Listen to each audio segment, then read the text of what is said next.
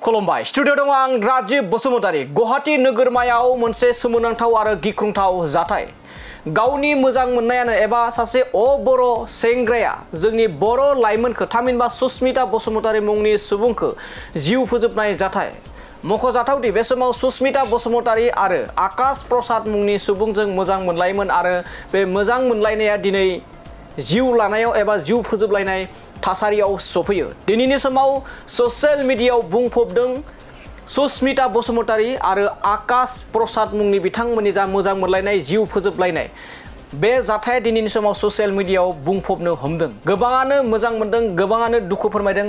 नाथाय बे समाव सासे बर' सेंग्रानि आखायाव जोंनि सासे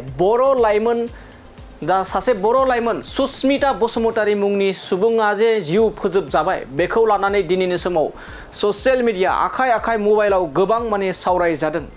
गोबाङानो बिनि एबा बर' सेंग्रा मोजां मोननायनि गुबै फिथाइयानो जिउ फोजोबनाय बेफोरबायदिबो गोबां माने ससियेल मिडियाफोराव सावरायलायदों, बाथ्रा बुंदों।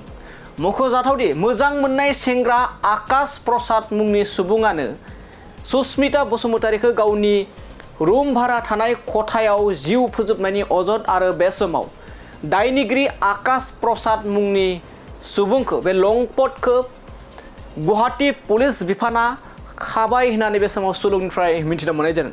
बे समाव फिन फोरमायबावोदि गुवाहाटीनि भारा न'आव सुस्मिता बसुमतारीखौ थैनाय थासारियाव बोखांनो हादों मोजां मोननाय सेंग्रायानो बुथारनायनि सन्देह नखरनि सोद्रोमाफ्रा। थारैनो दिनैनि बे जा सुस्मिता बसुमतारीनि जिउखौ फोजोबनाय जा जाथाय बेखौ लानानै दिनैनि समाव ससियेल मिडिया बुंफबनो हमदों। WhatsApp ग्रुप, फेसबुक गावबा गाव गोसो बायदि बाथ्रा बुंदों। गोबाङानो मोजां मोनदों, गोबाङानो दुखु फोरमायदों। नाथाय सासे बर' लाइमोना गुबुन हारिखौ मोजां मोनोब्ला जोबथायाव मा फिथाइ मोनो बेखौ लानानैबो गोबां दिनैनि समाव सावरायजादों।